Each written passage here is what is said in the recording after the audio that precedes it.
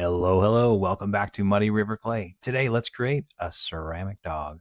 I'm going to take you step by step and we're going to turn this beautiful bunch of clay into this really fun and whimsical dog. It all starts off with a drawing. Now, you will see, and you can laugh at me, I am not an artist that can draw, but it helps me to get my thoughts out of my head into paper, and I hope you'll think that the final version looks a lot better than this drawing here. All right, I start with rolling up some paper, and what I'm thinking about now is I need paper for the body, for the head, for the legs, and then I roll out some slabs and let the fun begin. So I take the first ball of paper, and I'm going to start with the head, and I'm going to roll this out and make it in the shape of the dog's head. Now, the ears give a lot of expression to a dog, so you can have them anywhere you want them. In this case, I've chosen to put them towards the back of the head and just about the center of the eyes. I'll slip and score these just to make sure that they're on. And now this puppy dog is coming together. Next, I'll move on to the torso. So I've got my larger piece of clay. I'm going to roll that around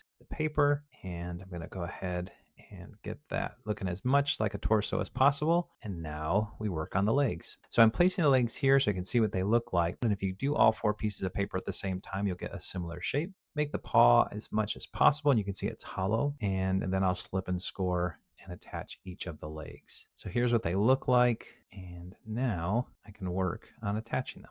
So I'll get them placed just about where I think they should be, and then I'll remove them and cut out a hole, and then we'll start putting them together. Get them just about as proper as you can, and what dog would be complete without having some paws and pads on their paws. All right, now we want to turn it over and make sure you got something to support it. And next, I'm going to go ahead and start giving it some texture. And then I'll cut out a hole where the head will go. I'm actually going to cut a hole so I can insert it a bit so it gives me a little bit of stability. And again, this is on some blocks and things just to keep it up as it starts to dry, and add a little tail. All right, are you ready for the big reveal? Here is my puppy dog. This is just about 2 feet long and about 18 inches tall, and I think he turned out really, really well. Happy with the way his face came out and his happy little glance. And next, I'll just want to watch over the next couple of days and move what it's standing on so it can dry seamlessly. I appreciate you stopping by today. Please check out some other videos and stop back by again when we get this glazed and fired up. Thanks for watching.